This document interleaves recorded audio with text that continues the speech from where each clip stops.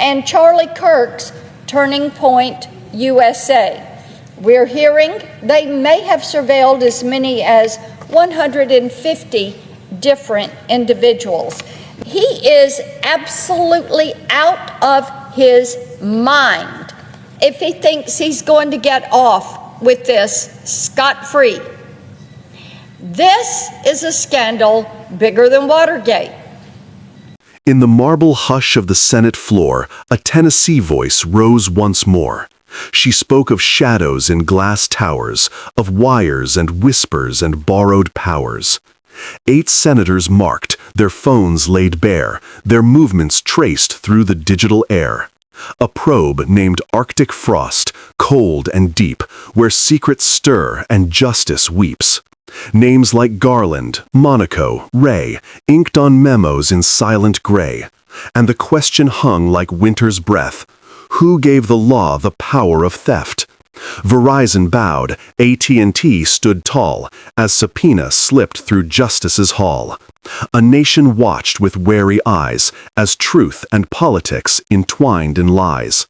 Now hearings loom, subpoenas call, for those who built this spying wall.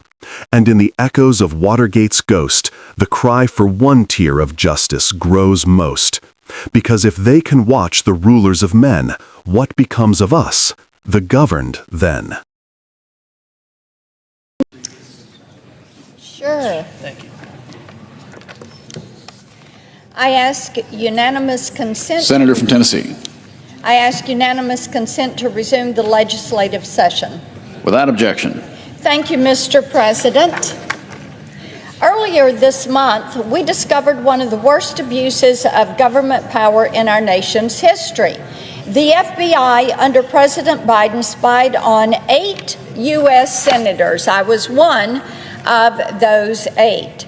Now, what we have learned so far is this.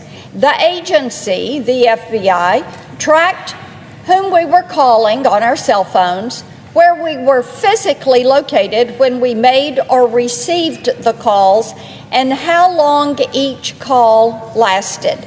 We still don't know the predicate for the subpoena, but they did go into a court and they got a subpoena. Now, by all appearances, the spying was politically motivated. The lawmakers who were spied on, all are Republicans. Each one of us support President Trump, and we had valid questions about the outcomes of the 2020 election.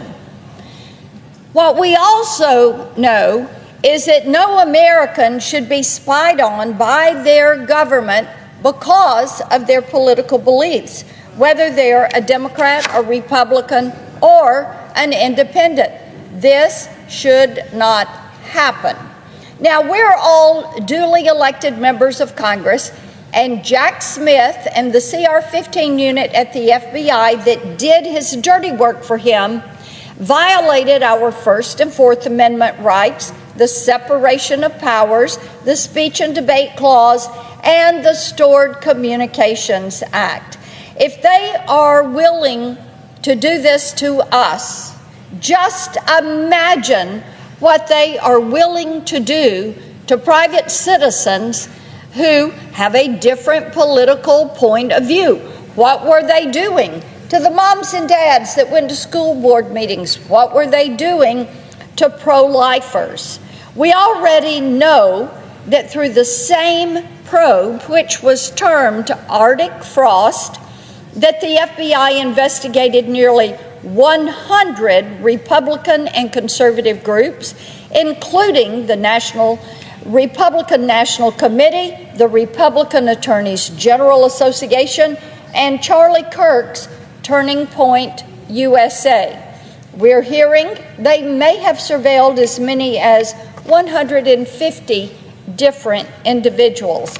Now, we are learning that this weaponization of government was approved by those at the very top of Joe Biden's Justice Department. Late last week, Chairman Grassley, who chairs our Judiciary Committee, released an FBI memo drafted on April 4th, 2022. that authorized the Arctic Frost probe. Among the people whose signatures appear on that document are then Deputy Attorney General Lisa Monaco and the Attorney General of the United States, Merrick Garland. And oh, by the way, the memo was written by FBI Director Christopher Wray.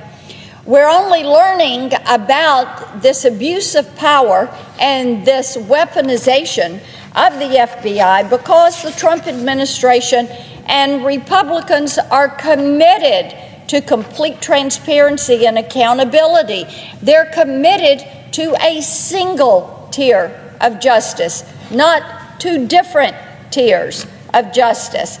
And thankfully, FBI Director Kash Patel has fired all the individuals that were involved in the spying operation. Now it's time to figure out how else they have weaponized our nation's justice system. So we will begin to have some hearings, and we are going to put these individuals under oath and ask them to explain how they allowed this to happen. And what we have heard so far is that Jack Smith, who was the ringleader of this, he wants assurances, his choice of words, that he won't be punished in exchange for testifying about his spying scheme before Congress. He is absolutely out of his mind if he thinks he's going to get off with this scot-free. This is a scandal bigger than Watergate. It is a scandal where the FBI and the DOJ have been weaponized, politicized, and no, he will not get off scot-free. The American people want to see that people are going to be held to account. So if we need to subpoena him, that's exactly what we will do. And we're also going to determine why exactly Verizon Wireless complied with the FBI's groundless subpoena request. Just last week, we learned that AT&T also received a subpoena request from Jack Smith for 2 other members of Congress' phone records.